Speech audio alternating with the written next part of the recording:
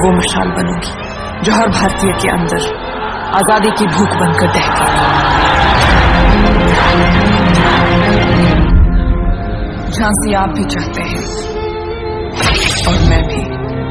फर्क सिर्फ इतना है, आपको राज करना है और मुझे अपनों की सेवा। मैं लक्ष्मी बाई प्रतिज्ञा करती हूँ, जब तक मेरे शरीर में रक्त है मैं पूर्ण निष्ठा से झांसी की सेवा।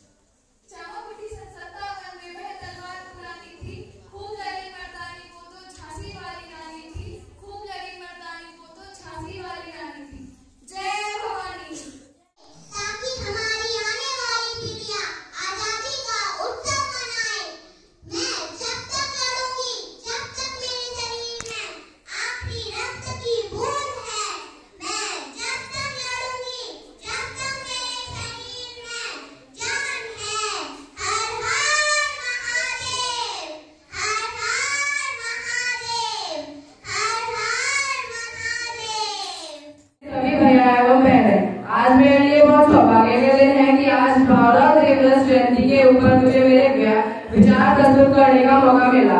भारत दिवस एक ऐसा नाम जिसने अपने जीवन के 65 वर्षों में जब से होश संभाला एक एक पल राष्ट्र के लिए जिया। महापुरुषों का अवतरण ही ऐसे कार्य के लिए होता है।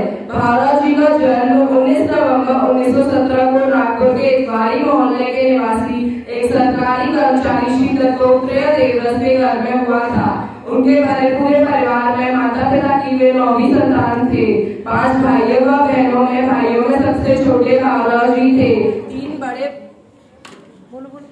तीन बड़े भाई नामी वकील, पुलिस सरकारी तथा डॉक्टर बने। किसे पता था कि चौथे व 5वें भाई बालासाहब जी व भावराज जी देश को सामर्थ्यवान बनाने के लक्ष्य की पूर्ति हेतु राष्ट्रीय स्वयं सेवक संघ के जीवन वर्ती प्रचारक करेंगे, पर नियति को यही स्वीकार था। दोनों भाइयों का संघ संस्थापक डॉक्टर हेडगेवार से मिलना क्रमश शाखा की आरंभिक जिम्मेदारियों को संभालते हुए बड़े दायित्व को पूरा करना व देश के लिए जीवन अर्पण करना आज की हमारी पीढ़ी के लिए दृष्टांत प्रकट करता है। भावराज जी का शैक्षिक जीवन अत्यंत उच्च स्तर का था। नागपुर में स्नातक की परीक्षा श्रेष्ठ अंकों से उत्तीर्ण करते हुए उत्तर प्रदेश के लखनऊ आना एवं बीकॉम व LLB की पढ़ाई एक साथ पूरी करते हुए गोल्ड मेडल प्राप्त करना देश के विद्यार्थियों के लिए श्रेष्ठतम उदाहरण है। उत्तर प्रदेश में संघ कार्य करते हुए भावराज जी का ध्यान और भी कई दिशाओं में रहता था। इसके परिणाम स्वरूप 1947 में लखनऊ में राष्ट्रधर्म प्रकाशन की स्थापना हुई, जिसके माध्यम से राष्ट्रधर्म मासिक, पांचजन्य साप्ताहिक तथा करोड़ भारत जैसे दैनिक पत्र प्रारंभ हुए। आज विद्या भारती के नाम से देश भर में 1 लाख विद्यालय का जो संचार है, उसकी नींव 1952 में गोरखपुर में सरस्वती शिशु मंदिर के माध्यम से रखी गई थी। 13 मई 1992 को दिल्ली में उनका देहांत हुआ। आज संघ और स्वसेवकों द्वारा संचालित उनके कार्यों में उत्तर प्रदेश के कार्यकर्ता प्रमुख स्थानों पर है। इसका श्रेय निसंदेह भावराज जी और उनकी अविश्रांत साधना को ही है।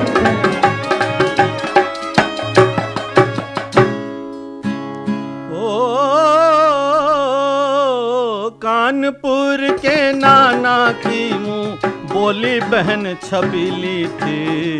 लक्ष्मीबाई नाम पिता की वो संतान अकेली थी। नाना के संग पढ़ती थी वो, नाना के संग खेली थी। परछी ढाल कृपाण कटारी उसकी यही सहेली थी। वीर शिवाजी की गाथाएं वीर शिवाजी की गाथाएं उसको याद जुबानी थी। बुंदेले हर बोलों के मुंह हमने सुनी कहानी थी। खूब लड़ी मर्दानी वो तो झांसी वाली रानी थी।